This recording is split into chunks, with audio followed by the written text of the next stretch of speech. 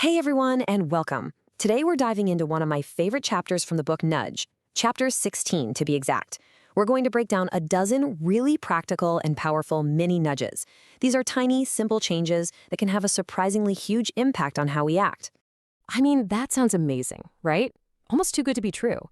But that's the whole promise behind a nudge. What if you could achieve your goals, be more generous, healthier, you name it, not through some heroic act of willpower, but through clever, simple tweaks to the world around you? So, what exactly is a mini nudge? Well, it's not a rule or a law. Think of it more like a gentle push. It's a bit of design that steers you toward a better decision, but, and this is the most important part, it always leaves the choice up to you. Your freedom is never restricted. Okay, so here's our game plan. We're going to look at 4 key areas where these little nudges can make a big difference. First, your wallet, then your willpower, after that, health and safety, and finally, we'll look at some simple ways to nudge a better world for all of us. First up, let's talk money. We all want to do the right thing with our finances, right? Save more, give to charity, but actually doing it, that's another story. This section is all about nudges that make those good habits almost effortless. You know, this really gets to the core of how our brains work. We have this thoughtful, planning side of us that says, yes, I should donate to that cause. But then there's our automatic, live-in-the-moment side that's busy and just doesn't get around to it. It's a classic case of present bias. The hassle of donating right now feels bigger than the good feeling we'll get from it later. So, how do you fix that? Well, one brilliant solution is the Give More Tomorrow program. It's so smart because it works with our brain's quirks instead of fighting them. It asks you to commit to donating in the future.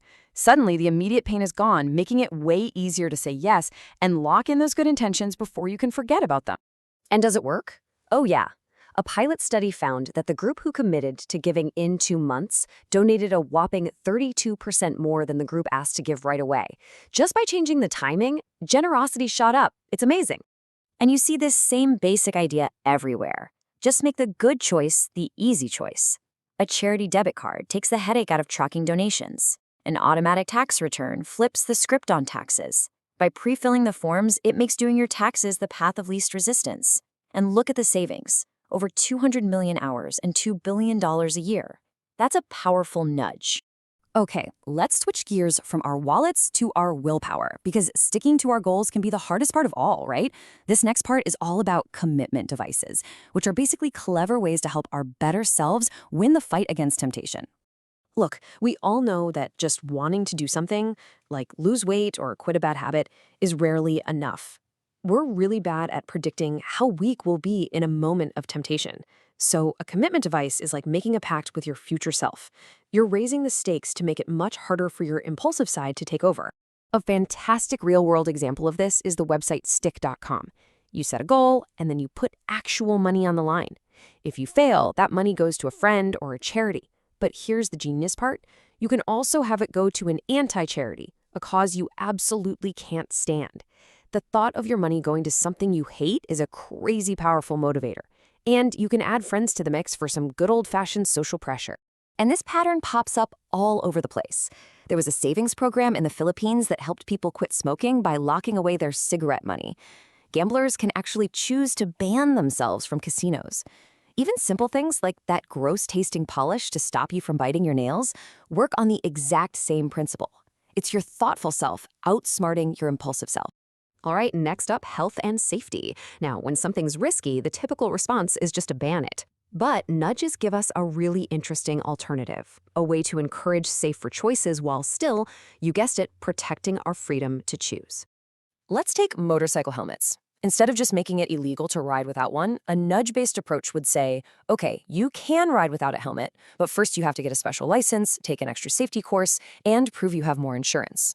See what that does? It makes wearing a helmet this super easy default option without taking away the choice. This is a perfect example of what the authors call libertarian paternalism. Incentives can also be fantastic nudges. A health plan could give you points or vitality bucks for going to the gym. Or think about this program that gave teenage moms $1 for every single day they didn't get pregnant again. $1 isn't a lot of money, but the reward was daily and visible. It made a long-term goal feel immediate and real right now. Okay, for our last section, we're going to look at some simple, often tech-based fixes for everyday life. These are all about getting the right reminder or a helpful pause at exactly the right moment. Oh man, we've all been here, right? That filter in your air conditioner that you're supposed to change every few months? You forget, and you keep forgetting, and then the whole system breaks on the hottest day of the year, costing you a fortune. It's such a simple, predictable human error. So what's the solution? It's not about trying harder to remember. It's about better feedback. What if there was just a little red light that started glowing on the unit itself? It's not ordering you to do anything. It's just a perfectly timed, impossible to miss reminder. We see this in our cars for oil changes, on our water pitchers.